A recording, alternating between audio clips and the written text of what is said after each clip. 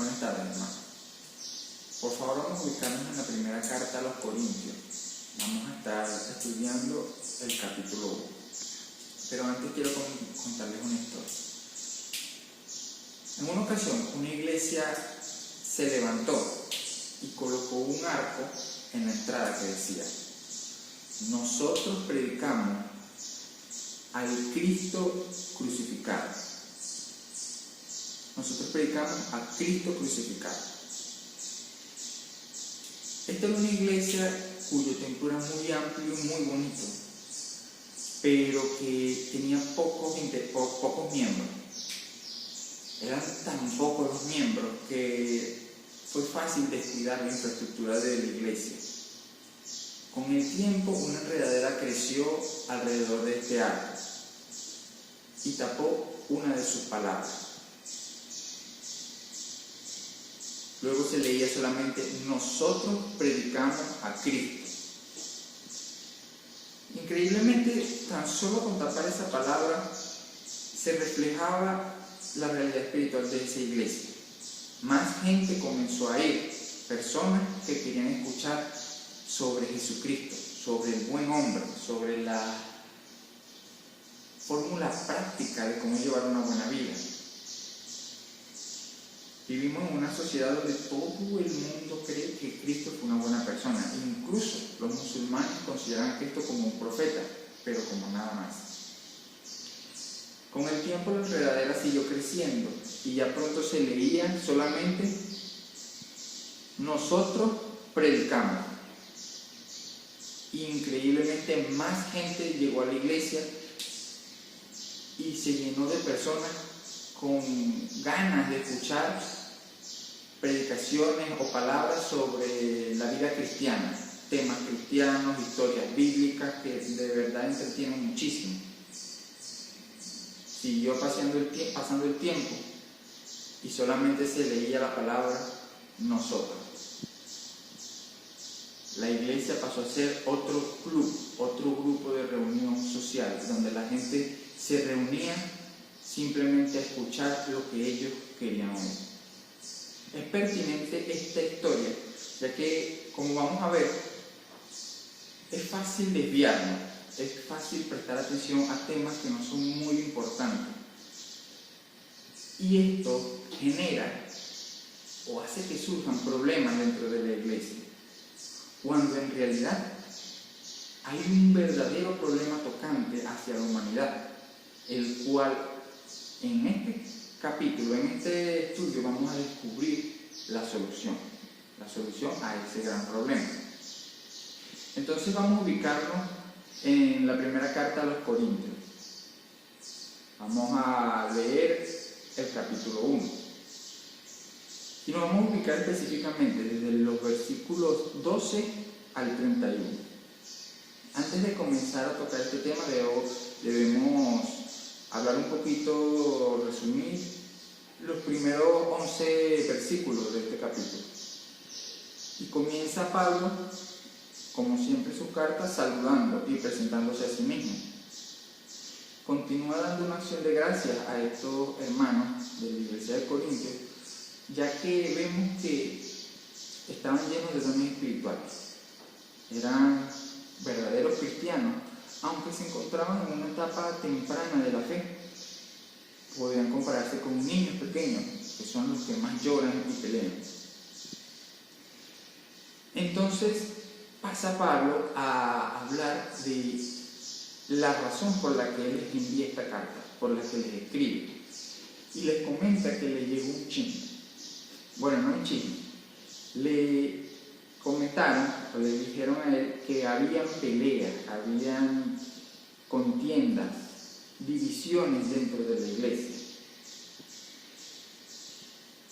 Entonces Pablo pasa a hablar sobre estas divisiones, sobre estas peleas que ellos tenían, y les ofrece la solución a esos problemas. Entonces vamos a leer el versículo 12, lo que dice: quiero decir que cada uno de vosotros dice: yo soy de Pablo, yo soy de Apolo y yo soy de Cefas. Por lo que nos encontramos que las divisiones y las contiendas era porque se habían creado grupos partidos dentro de la iglesia. Algunos estaban del lado de Pablo, otros del lado de Apolo y otros del lado de Cefas, que es Pedro, como si fueran rivales, como si tuvieran una competencia de qué equipo soy yo. Como bien lo dije, era una iglesia que estaba temprana en la fe, eran personas inmaduras y inmaduras espiritualmente, por lo que es muy fácil que nosotros desviemos la mirada del que es importante, Cristo, y nos concentremos en una figura de admiración, una figura a la que admiramos. Muchas veces en el pueblo cristiano se comete este error cuando pensamos que la doctrina o la forma de predicar de cierto pastor es la correcta y pasamos a defenderlo y a compararlo con otros predicadores y otros pastores. Ahora bien, pensemos en un momento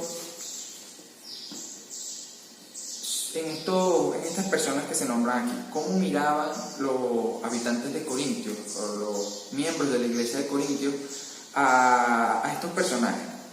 De pronto admiraban la forma en la que la profundidad espiritual de Pablo, o elogiaban el tono evangelístico de los sermones de Pedro, o quizá para ellos era un motivo de admiración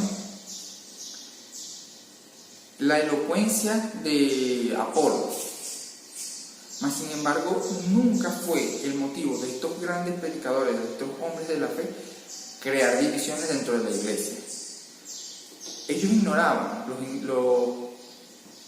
miembros de la iglesia de Corintios ignoraban que el mensaje central de Pablo, de Pedro y de Apolo era más bien la centralidad de la iglesia, la centralidad en Cristo, la importancia de lo que es Cristo y de cómo Cristo es el punto central de lo que es la fe.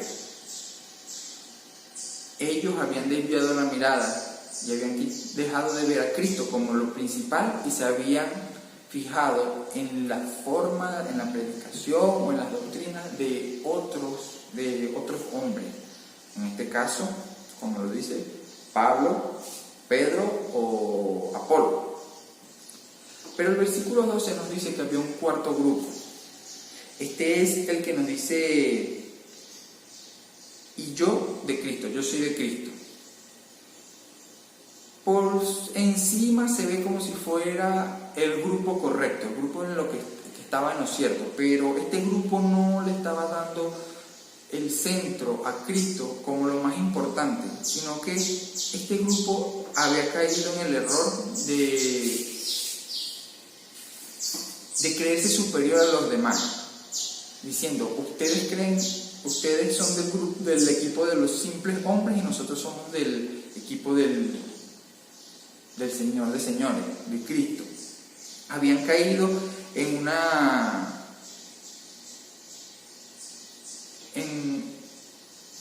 religiosidad, habían caído en ese error, habían caído en una actitud sectaria. Entonces seguimos leyendo. Veamos el versículo 13. Pablo hace una pregunta y dice: ¿acaso está dividido Cristo? ¿Fue crucificado Pablo por vosotros o fuisteis bautizados en el nombre de Pablo? Nosotros vivimos en una época en la que los problemas de la iglesia mayormente se encuentran dentro de la misma iglesia. Cuando hay divisiones, cuando hay contienda. Y Pablo hace la pregunta que es muy fácil de responder: ¿acaso está dividido Cristo? Por supuesto que no. Cristo es uno solo. Pero lo que está diciendo es: cuando hay divisiones, Cristo es partido. ¿Acaso eso es posible? ¿Puede una mano trabajar sin el cuerpo? Él está haciendo un llamado a estos hermanos en lo importante que es la unidad dentro de la iglesia. Hace la siguiente pregunta: ¿fue crucificado Pablo por vosotros o fuisteis bautizados en el nombre de Pablo? Y es interesante que Pablo nombra el bautismo. lo que significa que el bautismo estaba siendo motivo de pelea y de disputa dentro de esa iglesia. Más interesante es aún que vemos que el día de hoy el bautismo sigue siendo motivo de disputa y de pelea dentro de la iglesia, con personas que creen que el bautismo es un simple rocío, una aspersión que le llaman, o personas que creen que el bautismo es algo fundamental para la salvación. Se generan controversias y doctrinas alrededor de temas que no son de total importancia, y esto es lo que genera fracturas dentro de la iglesia. Y digo que no es de mucha importancia basándome en lo que vamos a leer en los versículos siguientes. ¿Qué dice el versículo 14? Doy gracias a Dios de que a ninguno de vosotros he bautizado, sino a Crispo y a Gayo, para que ninguno diga que fuisteis bautizados en mi nombre. Pablo le está dando gracias a Dios de que muchos de los de esa iglesia no fueron bautizados por él. Lo que significa que Pablo no le da la importancia que ellos le estaban dando al bautismo, porque estaban diciendo que el bautismo fue en nombre de Pablo. Obviamente, bueno, no voy a decir obviamente, sino que probablemente estos hermanos de Corintios, creían, al leer esto decían, ¿de qué está hablando Pablo? Si nosotros sabemos que fuimos bautizados en el nombre del Padre, y del Hijo y del Espíritu Santo. Pero en el versículo 16 se lee, dice, también bauticé a la familia de Estéfana, de los demás no sé si he bautizado a algún otro. Pablo no estaba muy consciente de a quienes había bautizado y a quienes no, lo que nos dice que el bautismo no es una doctrina fundamental para la salvación, porque si así fuera, yo estoy seguro que Pablo recordara a cada una de las personas a las que él bautizó. Y no le estoy quitando importancia al bautismo, no. Simplemente Pablo está diciendo que el bautismo no es lo más importante, no es el tema tocante en cuanto a la salvación, en cuanto a la fe cristiana. Pablo dice en el versículo 17, pues no me envió Cristo a bautizar, sino a predicar el Evangelio, no con sabiduría de palabras, para que no se haga vana la cruz de Cristo.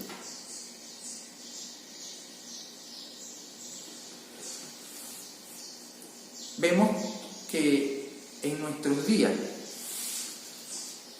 las mayores separaciones, las mayores divisiones dentro de la iglesia se están haciendo por temas que no son importantes para la salvación, por temas secundarios, lo que llamamos doctrinas menores.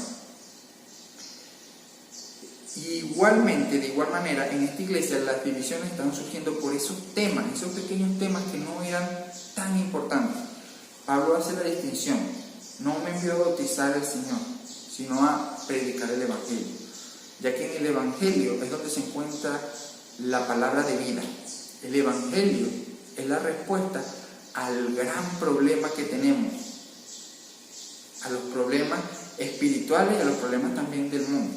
Y ya yo les voy a decir, porque quédense con esta pregunta, los problemas. ¿Cuál es el problema que tiene la humanidad? El problema tocante de la humanidad.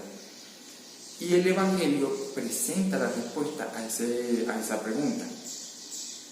También Pablo dice que el Señor no lo mandó a predicar con sabiduría de palabras, es decir, con palabras bonitas, con palabras adornadas.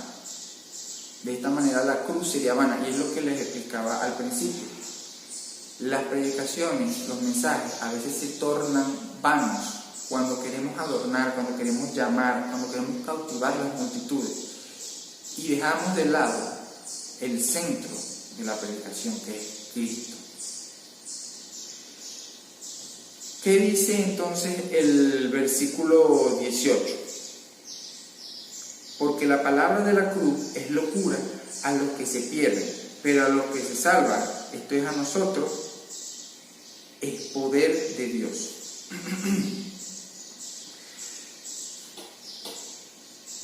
Sabiduría.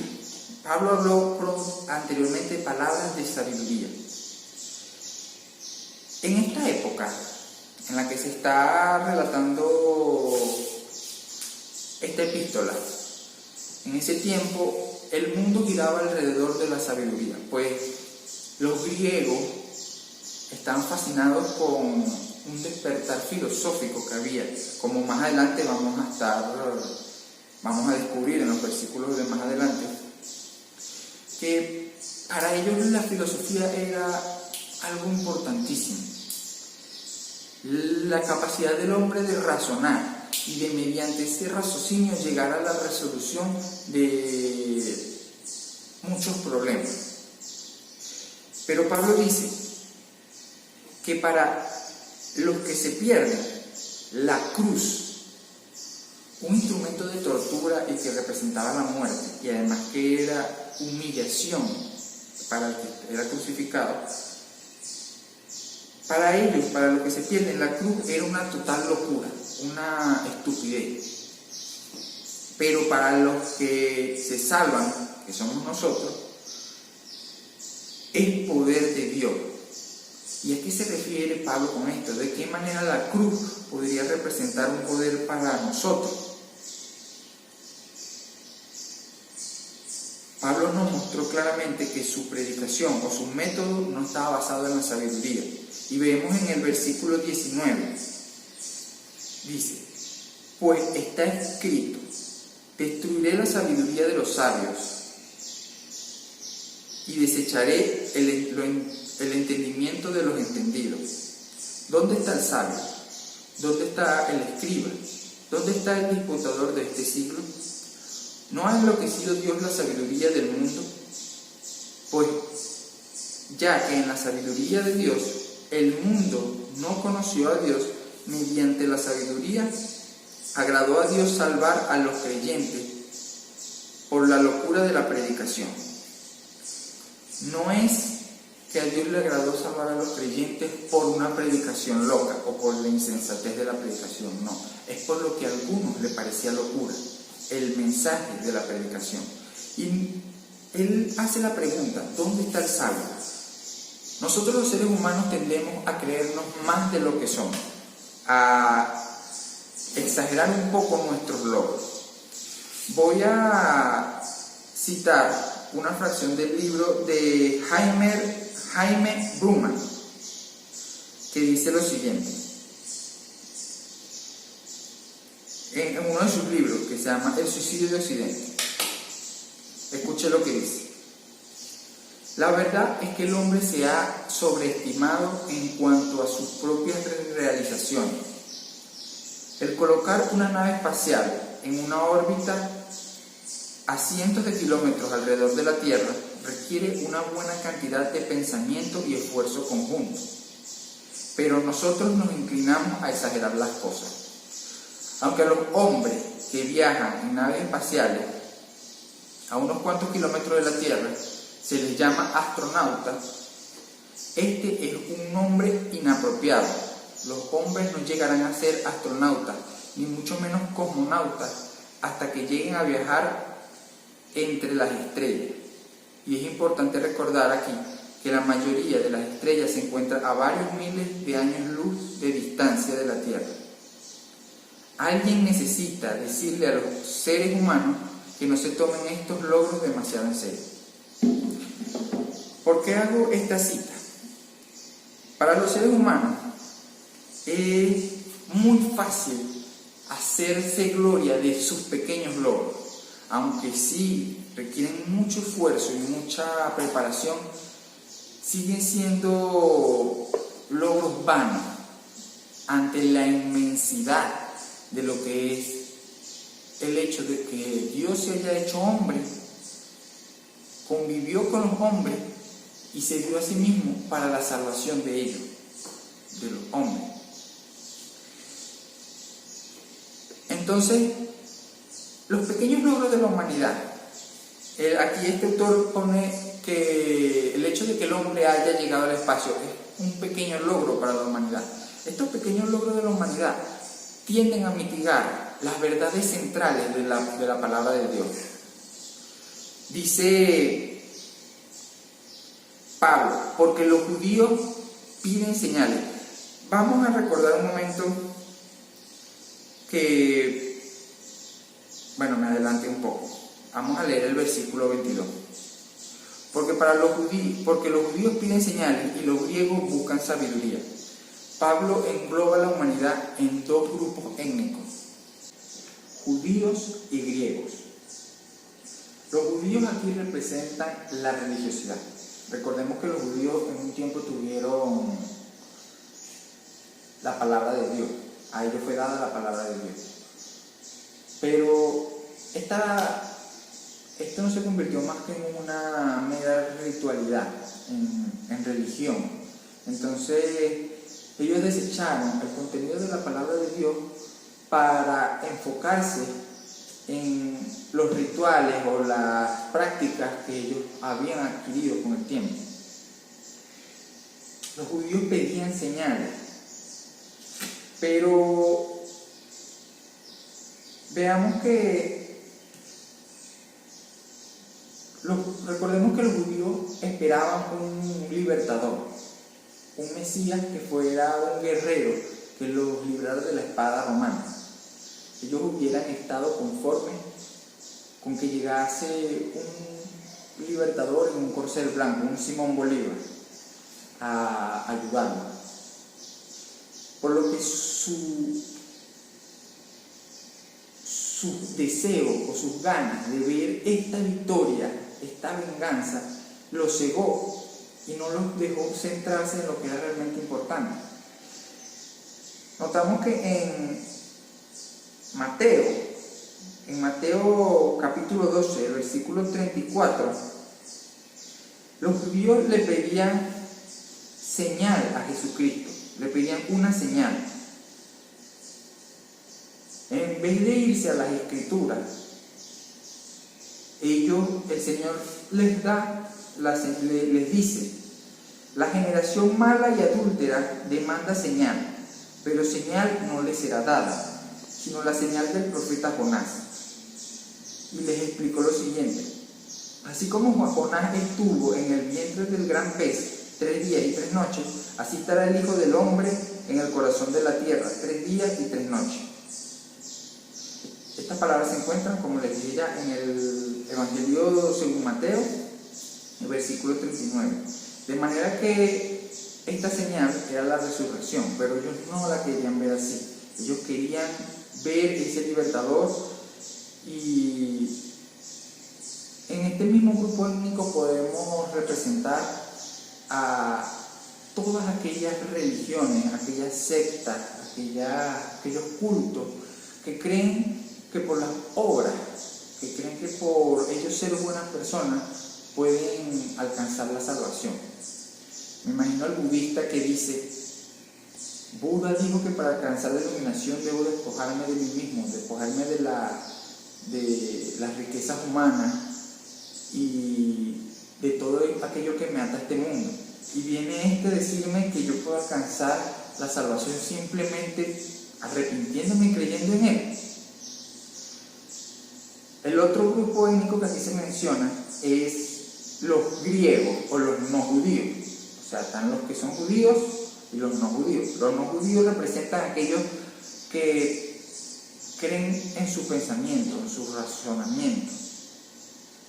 En esta época se vivía un surgimiento de filosofía. Surgieron grandes filósofos en la antigua Grecia, y esto era motivo de orgullo para los griegos. Hoy en día encontramos a los libres pensadores, encontramos a los ateos, a los mismos hombres de ciencia. De manera que la filosofía se ha hecho una pregunta durante mucho tiempo: ¿cuál es la verdad?